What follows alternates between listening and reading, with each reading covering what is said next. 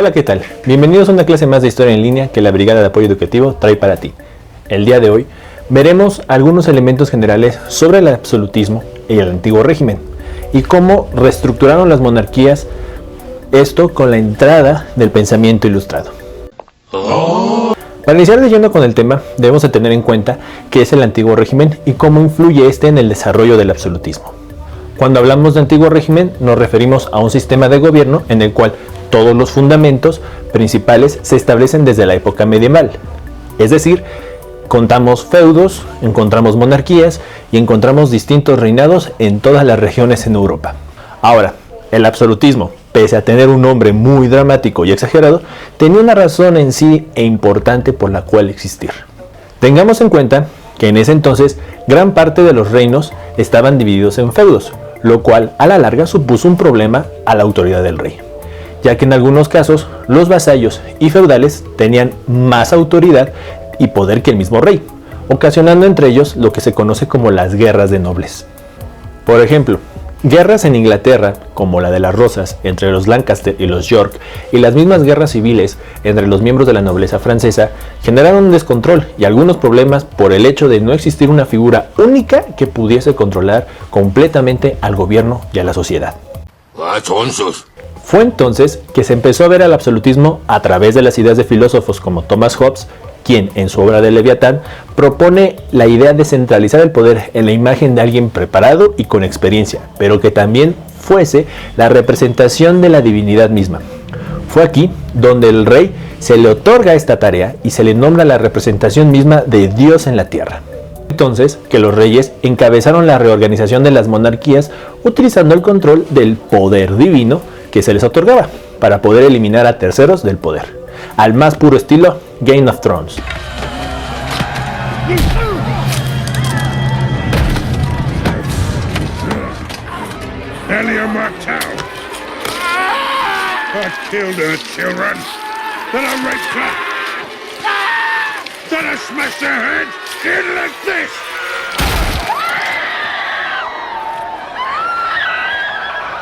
Bueno, no todos eran asesinados, pero sí eran destituidos, retirándoles la posibilidad de aspirar a un cargo de gobierno.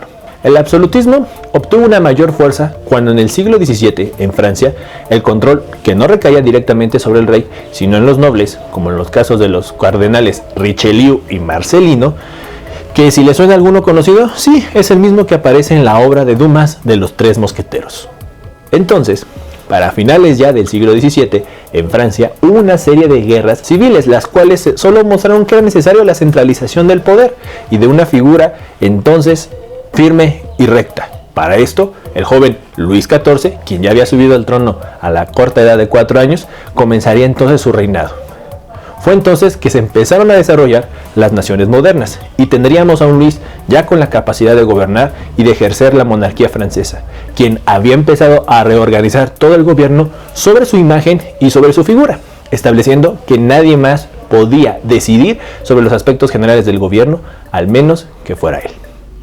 Es por ello que decidió mudar a la figura del rey del Palacio de Tullerías a un nuevo palacio a las afueras de París, en Versalles. ¡Qué elegancia la de Francia! Con la finalidad de que dentro de ese palacio tuviera los miembros de la nobleza, asimismo generando un control sobre ellos. Es aquí cuando vemos aplicado el dicho, mantén a tus amigos cerca, pero a tus enemigos más cerca. Fue entonces que mientras Luis XIV gobernaba y organizaba su país, mantenía también a los nobles vigilándolos, obligándolos a realizarle y rendirle honores en todo momento, desde que se despertaba hasta que se iba a dormir. Fue entonces cuando bajo este aspecto, que toda la corte y el gobierno giraba alrededor de Luis, que él mismo se autodenominó el Rey Sol, uno de los apodos más ególatras que vamos a encontrar en la historia. Y bajo las frases de "el Estado soy yo", fue que se consolidó el poder y la figura del monarca absolutista en Francia. Pero no solo en Francia se modernizaron y hasta cierto punto se popularizaron estas monarquías absolutistas. Tenemos los casos, por ejemplo, de países como Rusia, España, Inglaterra, Suecia, donde predominó este estilo de gobierno durante el siglo XVII y hasta el siglo XVIII. Fue entonces que entendemos que el absolutismo va a controlar gran parte de los gobiernos y sociedades dentro de Europa, pero esto va a terminar hasta el inicio del desarrollo de la Revolución Francesa en 1789, que marcaría el fin entonces del absolutismo en Europa. Todo terminó, señores. No tenemos escapatoria. Y con esto terminamos en aspectos generales qué es el absolutismo. En el siguiente video veremos sobre las revoluciones burguesas y la Ilustración. Y recuerden seguirnos en nuestras redes sociales en YouTube, Facebook, Twitter e Instagram, para así poder seguir aprendiendo más sobre este y varios temas.